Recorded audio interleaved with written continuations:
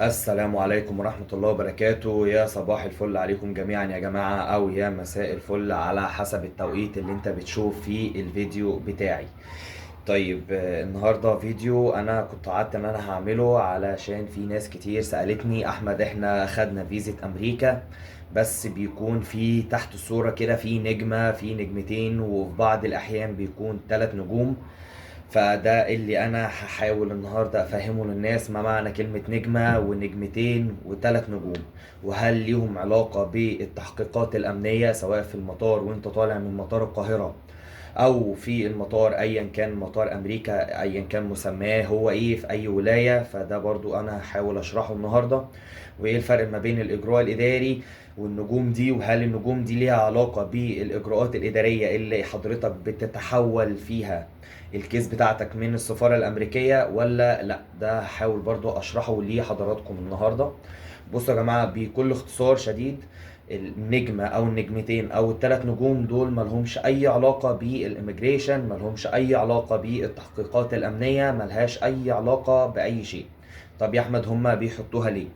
طيب بصوا يا جماعة، هي بتتحط علشان خاطر ظهر حقبة زمنية كده من زمان شوية، السبعينات والثمانينات وحتى بداية التسعينات، كان في ناس بتزور فيزيت أمريكا. هتيجي تقول لي إيه ده فيزيت أمريكا كانت بتزور؟ أقول لك يعني في دول كتير جدا، وحتى عندنا في مصر هنا في مكان معين كده كان بيزوروا الفيز، وفي ناس كانت بتعدي وكانت الدنيا جميلة. فبعد اكتشاف المواضيع دي وبدأ ان هم خلاص الموضوع بدأ يزيد عن حده جدا، فبقى زي النجمة والنجمتين والثلاث نجوم دي يا جماعة اللي هي زي باركود كده لكل دولة معينة. دي بتبقى ضمان ان الفيزا مش مزورة بس مش اكتر. طب يا احمد دي هل مثلا لما انا اوصل مطار امريكا، هل الميجريشن لما يلاقي في نجمه او نجمتين او 3 نجوم كده هو هيشدد معايا التحقيقات؟ اقول لحضرتك لا خالص، مفيش، دي ملهاش اي علاقه.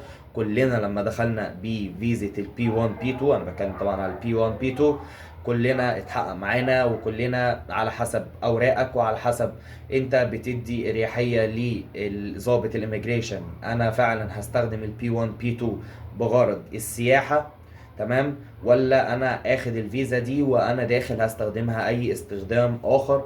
وده انا قلت ازاي تقدر تتخطى ضابط الاميجريشن في فيديو كنت لسه منزله امبارح، التفاصيل كلها A to Z يا جماعه من البدايه للنهايه.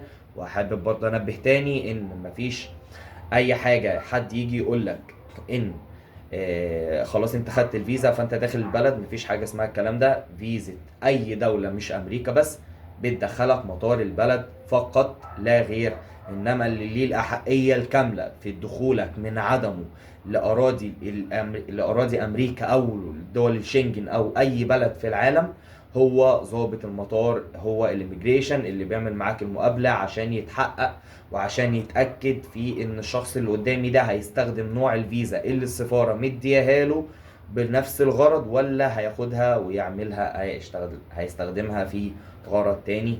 فارجع للموضوع بتاعي تاني، موضوع النجمة او النجمتين او ال3، هو كل ما في الموضوع يا جماعة ان هو عشان يتحقق ان الفيزا بتاعتك مش مزورة وان انت مش مزور الفيزا دي. وانا قلت لك في حقبة زمنية كده كان في كان فيها تسويق، كان فيها تزوير للفيزا، وكان فيها الحاجات دي كلها، وفي ناس دخلت امريكا عادي، بس طبعا الكلام ده سبعيناتي وثمانيناتي يعني، مش اكيد في وقتنا الحالي. ده باختصار شديد الرد على الاسئله اللي بتجيلي علشان احمد في نجمه نجمتين 3. مش عايز اطول عليكم اكتر من كده، دي تفسير للنجوم اللي بتكون موجوده في فيزا امريكا بي 1 بي 2 تحت الصوره على طول. يعني بص يا جماعه هتلاقي الصوره كده، هتلاقي تحتيها على طول في نجمه او 2 او 3. فما تخافش، ما تجيش تقول ايه ده انا عندي 3 نجوم، ده انا كده في مطار امريكا هيبهدلوني تفتيش. لا، هو لو عايز يبهدلك تفتيش هو كده كده انت هتتبهدل تفتيش لو انت ما اتخذتش الاجراءات اللي انا قلت عليها في الفيديو اللي فات.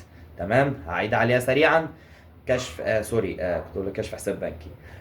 كنت هقول لك تذاكر الطيران ذهاب وعودة مؤكدين وغير قابلين للإلغاء. حجز فندق أو حتى هوستل يكون غير قابل للإلغاء. يكون معاك كاش ماني من 1500 دولار ل 3000 دولار، ما يعديش ال 3000 دولار. تمام. ما يكونش معاك أي أوراق شخصية توحي إن أنت هتستخدم الفيزا بتاعتك في أي شيء آخر غير السياحه ما يبقاش معاك ورقه البكالوريوس، ورقه الماجستير، ورقه دكتوراه، شهادات ميلاد، الحاجات دي كلها اللي هي بتوحي للضابط الاميجريشن ان انا هستخدم الفيزا في حاجه وانا معايا اوراق، انا بس عايز اخش وهعمل حاجه غير نوع الفيزا اللي معايا. ما اخدش شنط كتير، هي كفايه شنطه واحده بس. صدقني صدقني، وحتى لو مش مصدقني خش يا باشا شوف الفيديوهات، الهدوم والاكل والشرب والحاجات دي في امريكا برخص التراب. فما تستدعيش ان انت تاخد شنط كتير عشان توحي للضابط ان انا راجل هقعد مش راجع. انا باجي اقول له انا هقعد مثلا اسبوعين، هقعد 10 ايام، فمش من المنطقي ان انا يبقى معايا 3 4 شنطي او شنطتين كبار. فهي شنطه واحده كفايه، وشنطه على كتفك كده انت منطقي. تمام، مش عايز اطول عليكم، والسلام عليكم ورحمه الله وبركاته.